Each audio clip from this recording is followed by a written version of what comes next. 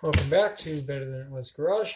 In this episode, I got the block back from the machine shop. I sent it off to get cleaned, and well, I took it apart a bit, gave it to them. They cleaned it up. They said that the pistons were badly scuffed, and they are.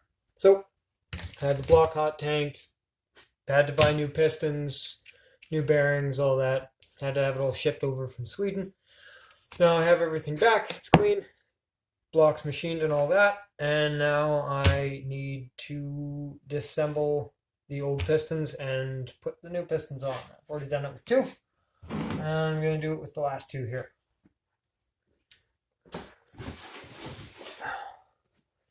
So the machinist measured all the pistons and they were slightly different sizes, so he marked where they should go back into the block because some cylinders were more worn than others, so we put the largest piston in the most worn cylinder for obvious reasons. The pistons are stamped here, so this is number 3. Let's put my gloves back on.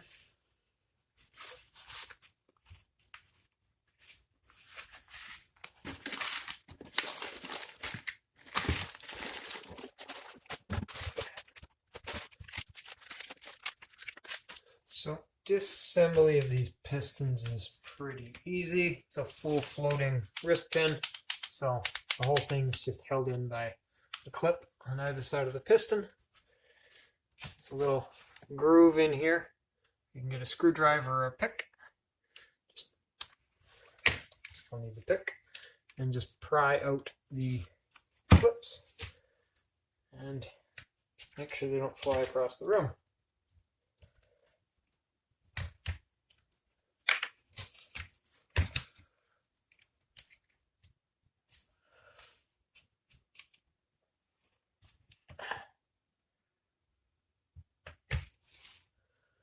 Now, in theory, this pin should just push out on its own, but years of carbon buildup, it needs to be kind of punched out.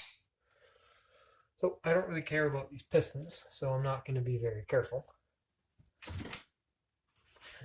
Just need to hit them with a hammer.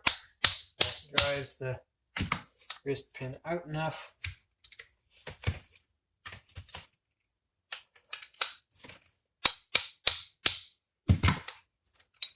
That I can get the connecting rod out, just like that. As I said, I don't care about these pistons, so I'm just going to hammer that back in. Never going to use this. And grab the new piston. First I'm going to clean this out a little bit, because there's little bits of carbon in here that obviously couldn't be got by the hot tank. So I'll just clean those out quick before reassembling the piston, because it's right here and available for me to get to.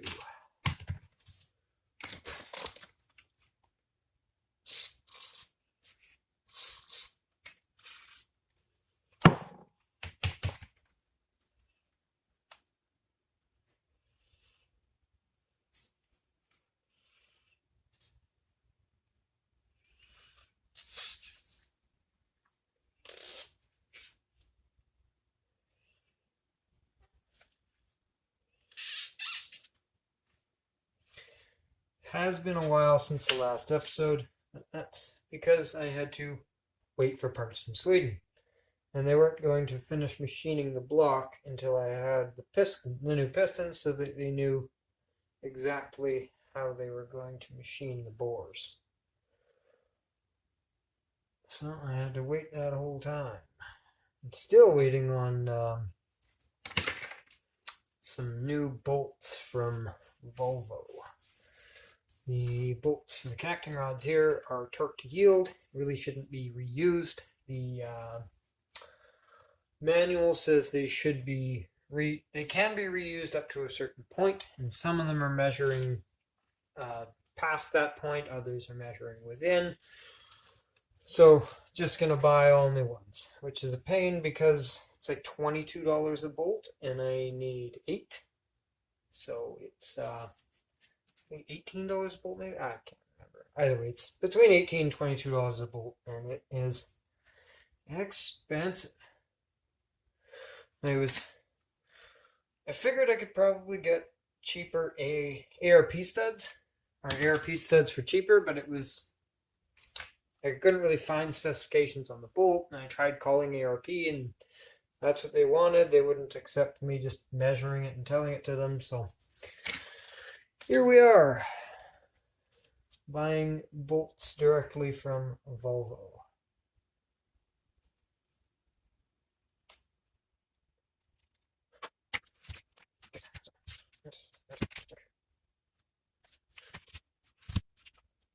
Get out. I don't know, this.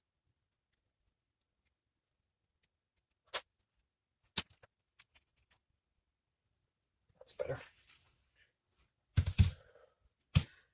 It's my wife calling me inside. I am first just going to oil up this wrist pin and then go inside.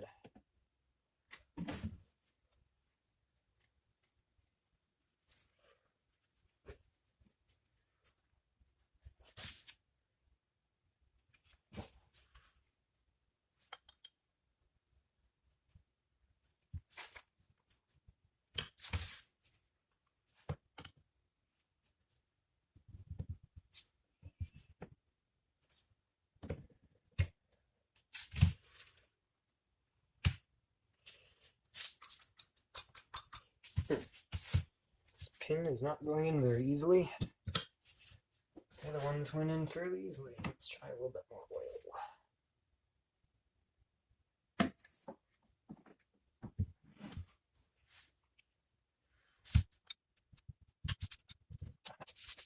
There.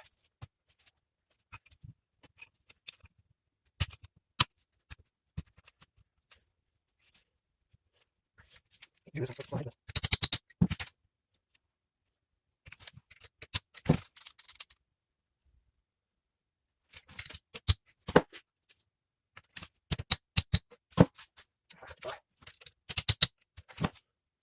That's good. Okay. Pop these little clips in. These clips, for some reason, have a little end to them. So those just locate in this little cutout here. So just gonna pop these in.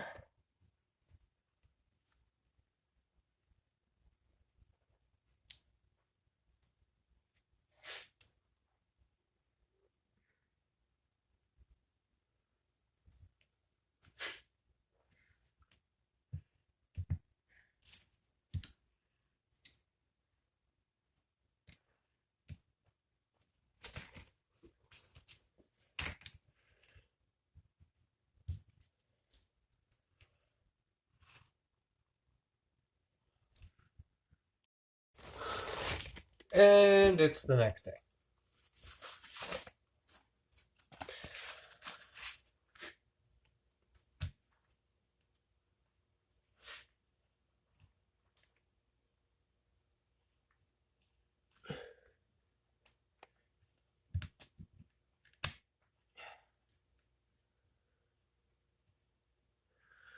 Never had to do this before because this is only the second engine I've ever rebuilt. And the last one did not need new pistons.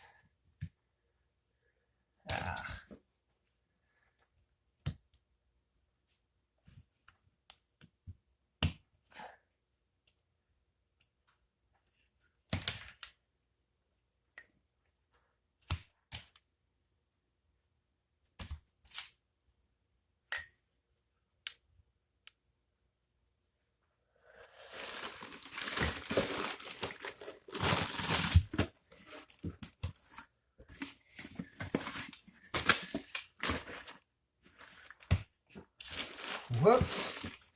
I'll only put one clip in that one.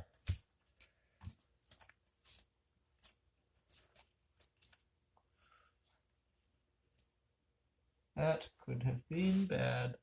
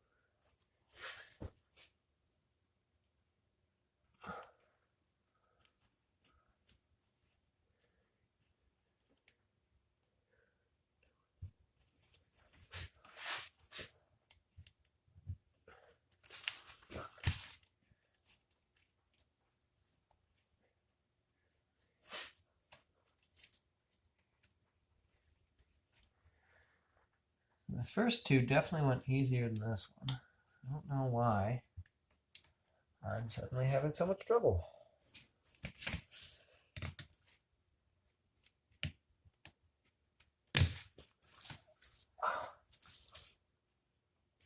That hurt.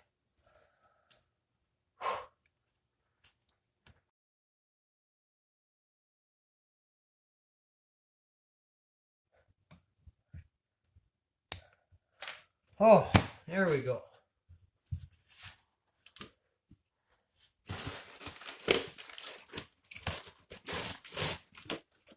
Okay, one last one.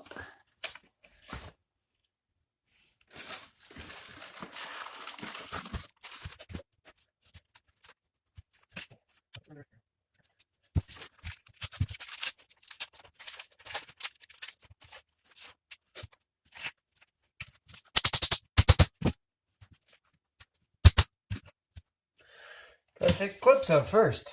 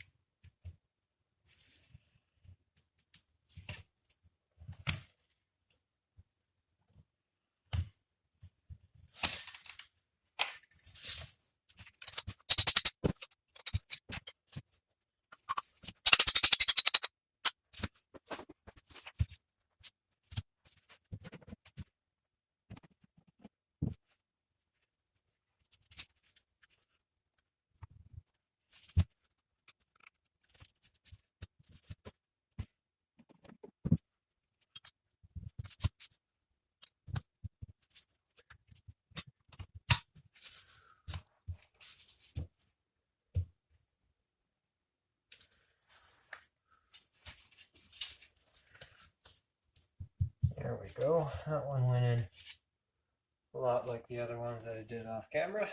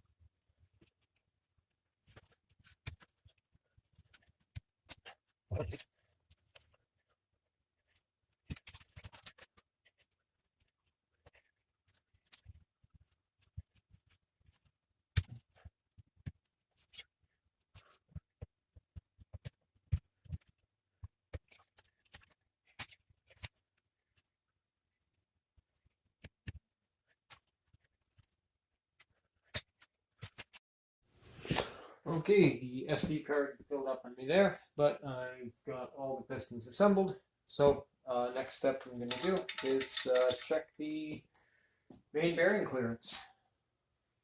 I guess I'll start by installing all the bearings.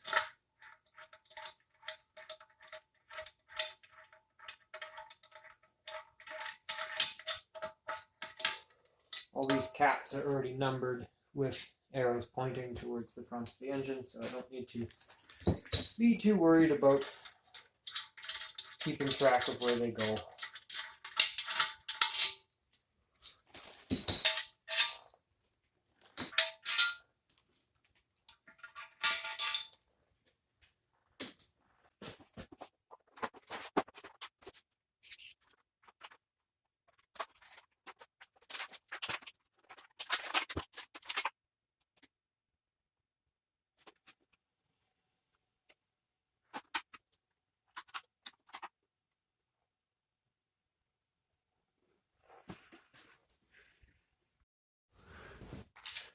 And now we're almost 2 weeks later. So I was taking out the main bearings from the packaging, and one of them, the camera to focus here, was damaged out of the box. bad enough that I didn't want to use it. But the company I was dealing with were super good about it. I sent them some pictures. They sent me new bearings. Just took a while because they're in Sweden. So let's give this another shot. I looked at the bearings through the plastic this time and none of them are damaged.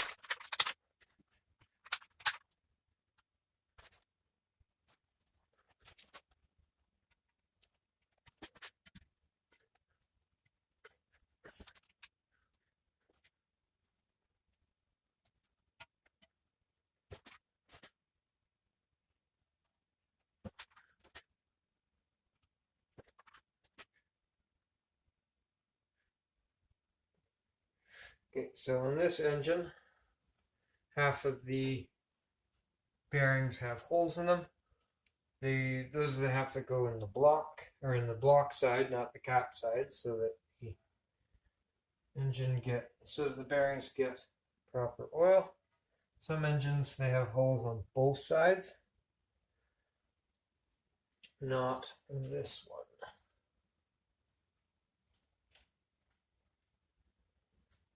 This one, they are specific. So I have all the bearings in the block. Now I just have to put the bearings in the caps. Okay, so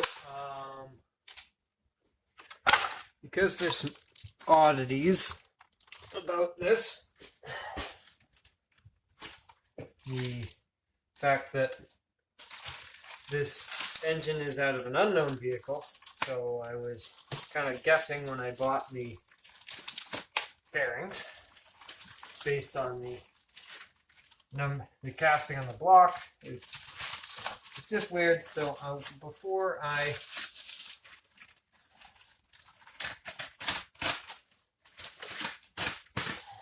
assemble this, as you should always do anyways, I'm going to check bearing clearance. So I am going to wipe the oil off the crankshaft bearings. Not bearings,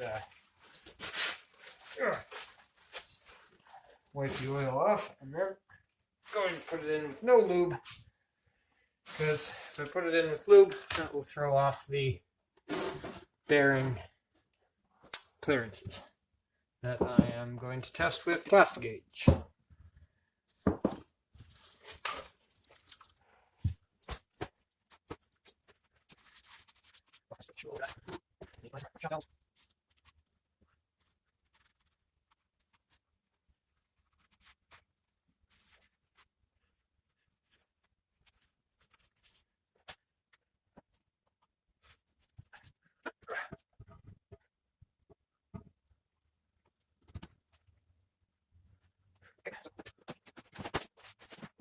I'm going to sell the bearing caps to specified torque. All these have torque capacitors, that makes it pretty easy. Oh, no, just anyway. So I've got a piece that's about the length of the width of the bearing. Cut there.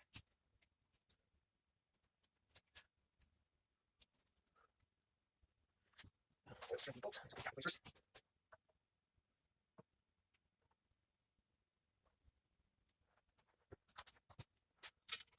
Let's remove it.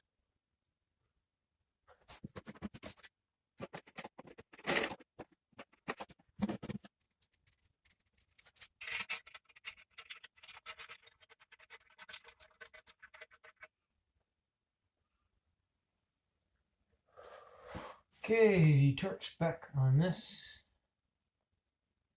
Main bearing caps, 81 foot-pounds. That's Newton meters.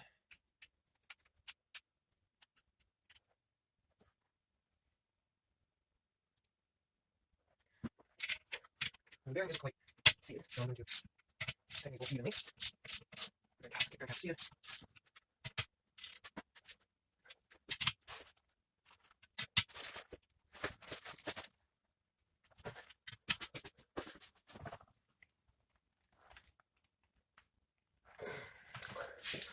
Difficult to do without moving the block.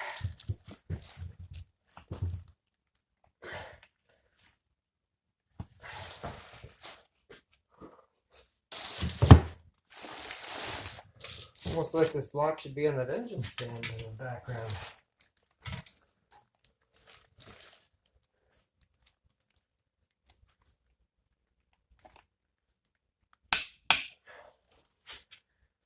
Okay.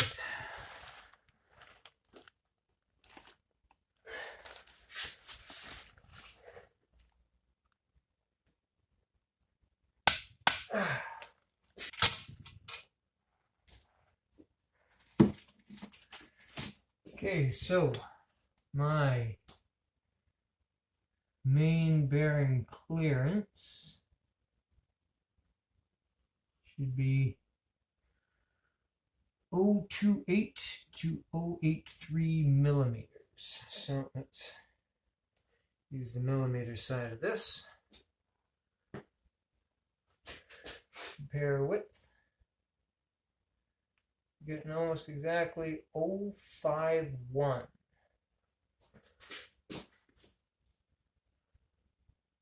051 is pretty much dead center for clearance. Now, I am going to write this down. This gives me a lot more confidence, because I was not 100% sure these were the correct bearings. So, what did I say? 051? That's pretty much exactly 051. 51.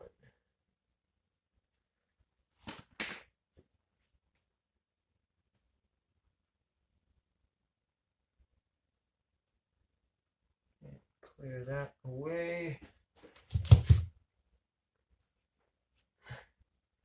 Oh, this is gonna be fun to clean off aluminum bearing without scratching it.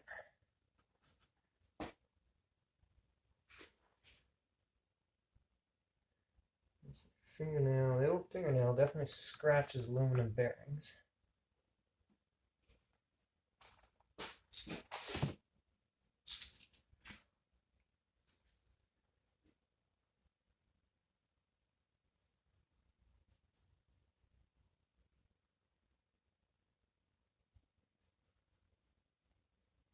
I'll leave that for later.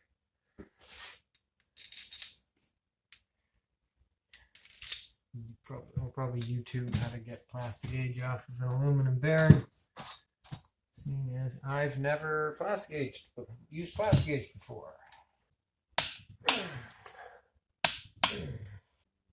So this is between 051 and 038.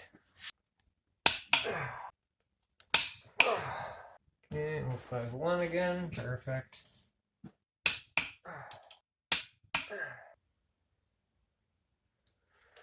And that's exactly 051 again.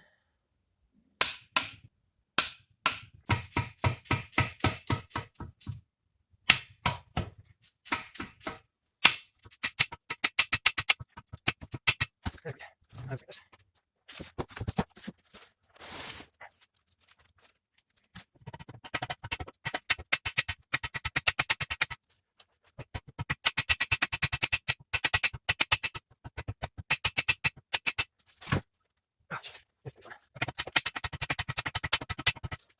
Okay, that looks.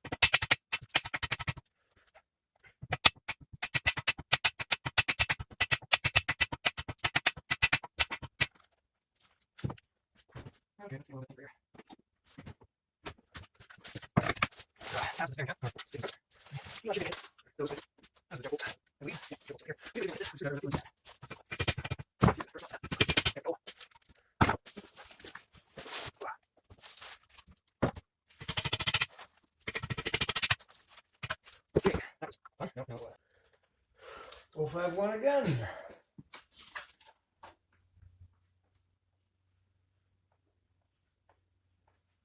Okay, that is very encouraging.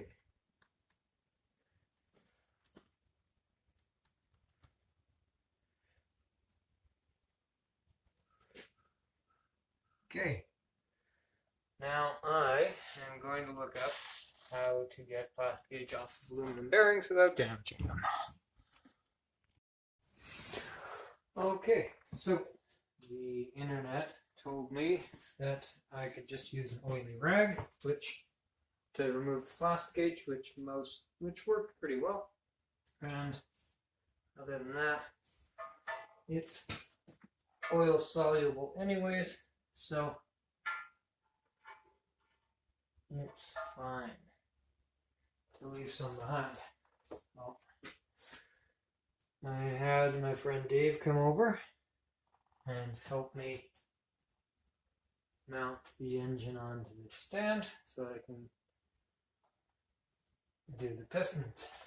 Also walked over and borrowed a piston compressor from a different Dave that lives nearby so that I can get pop pistons in. Right now I'm just putting some assembly lube on the auxiliary shaft for installing it.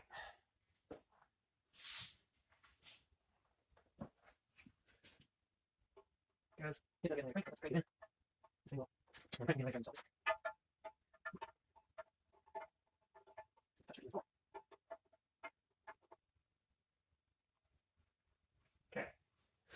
So there is a cap that's supposed to go over here.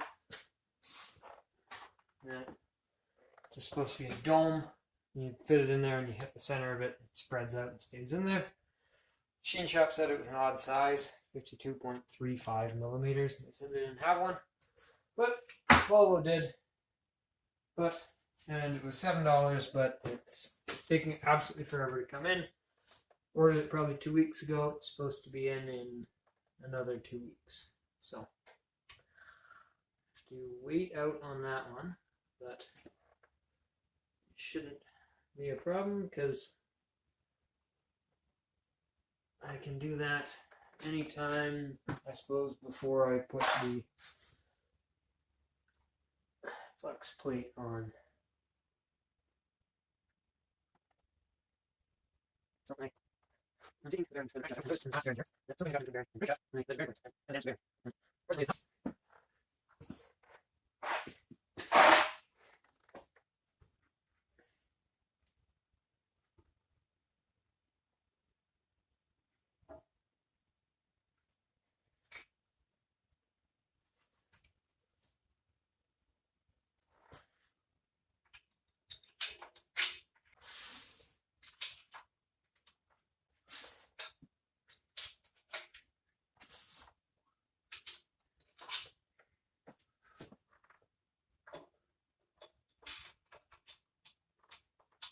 Ooh, almost installed that one backwards.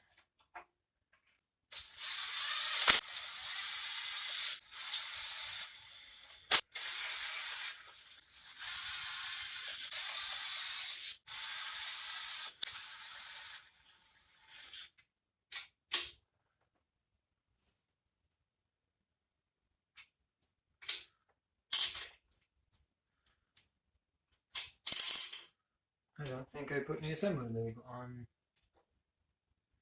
Yeah, sure didn't.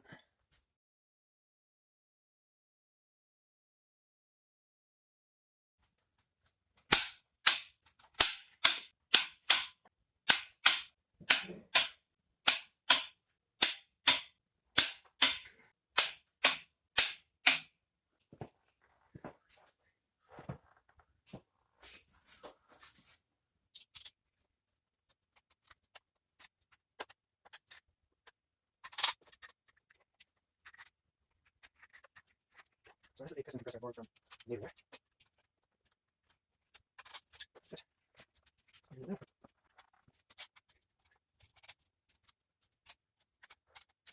Okay, here on piston. Let's need to come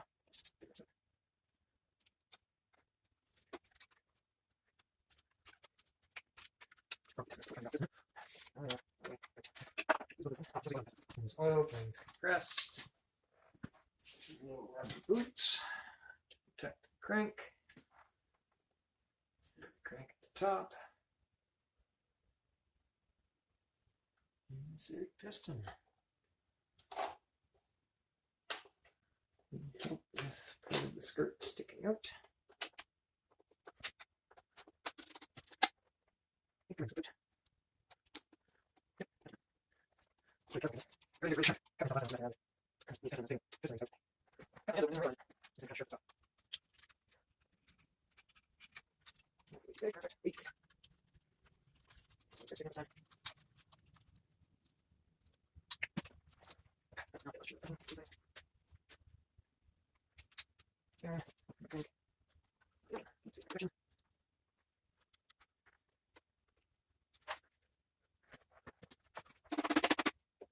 Loosen this off. Catch. Okay. Now flush with lock. Okay. Push it out. Bring it. 1 times piston installed.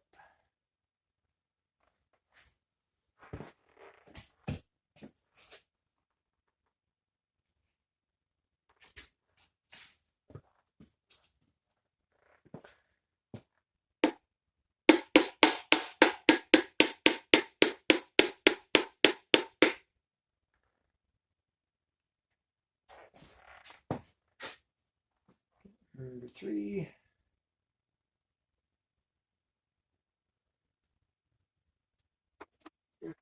This is also flattened.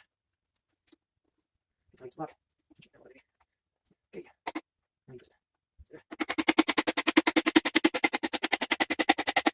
Brings it up. Brings it up again. Yeah.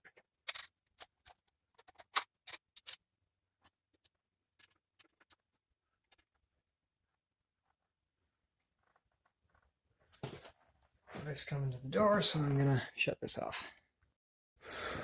Okay, so that was not my wife. That was Dave from down, an older gentleman from down the street that I borrowed the ring compressor from. He came over looking to borrow my ladder, and he gave me some pointers on better ways to install these pistons. First thing he told me was put the conrod in the vise, which, you know, just makes sense. And then he also said just crank this thing down, which I wasn't doing. I was leaving it on there snug, but not super tight. He said, no, just crank it down. And yeah, he also said use a lot more oil than I was using. So, he also said rotate the crank all the way to the bottom. We're putting it in, so I'm doing all of those things.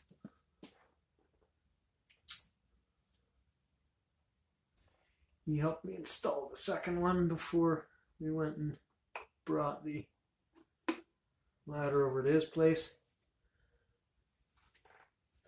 He also told me to just use the hammer to flatten out the ring compressor so it's flat against the block. I was trying to do that before by loosening it off.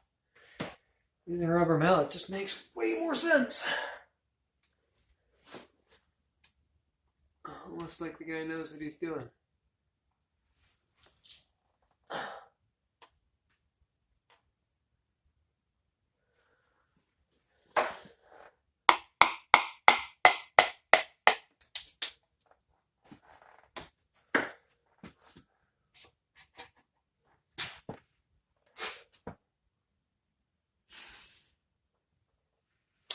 Just installed the piston backwards.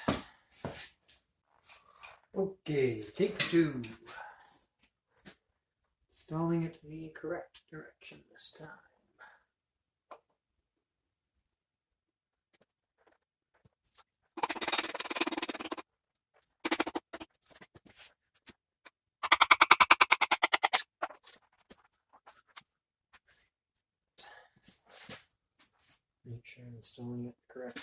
position.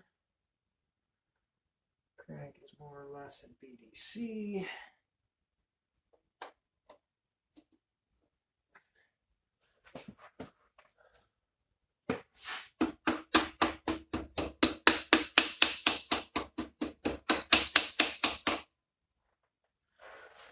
That's good.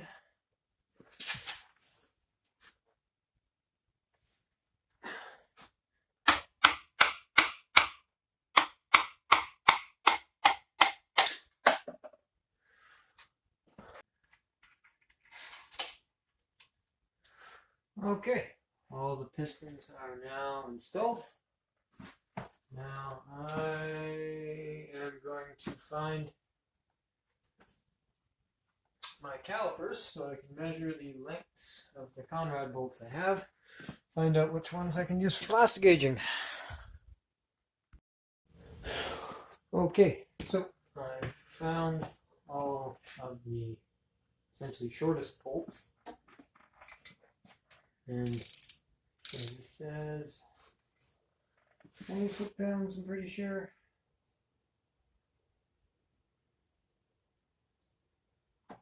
I think that's a problem because I'm pretty sure my torque wrench only goes down to 50. Yep. Then I'll walk over to Dave's.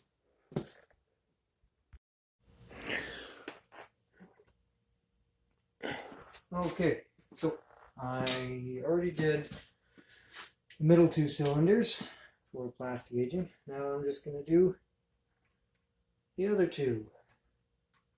They came up between 038 and 051, which is just fine because that's right in the middle of the range for the clearance.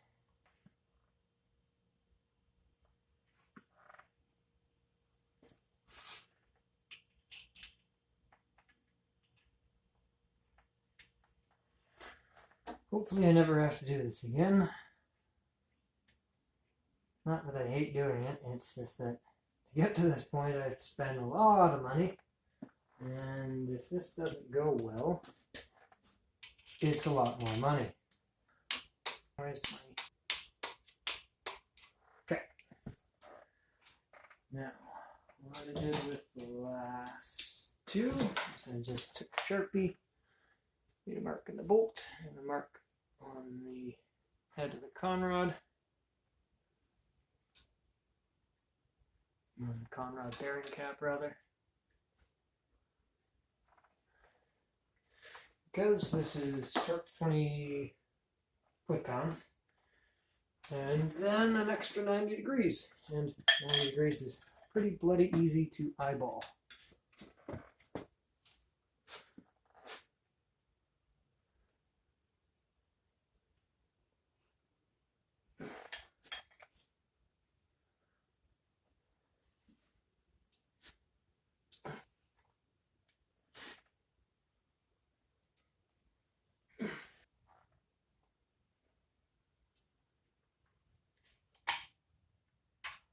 Go. Just a titch bigger than 05. Okay, this gets pretty big over here, but it's really skinny over here. Which is quite concerning, but both numbers are within spec, so I'm going to call that good. Other than the one reading that told us that the clearance from side to side in this bearing is different. Maybe something weird there happened, I don't know. I'm just going to leave it. Because both sides were within tolerance. Gonna end it here for today because I need to pick up Conrad bolts, and my SD card is telling me that I don't have much space left on it. So that's all for now.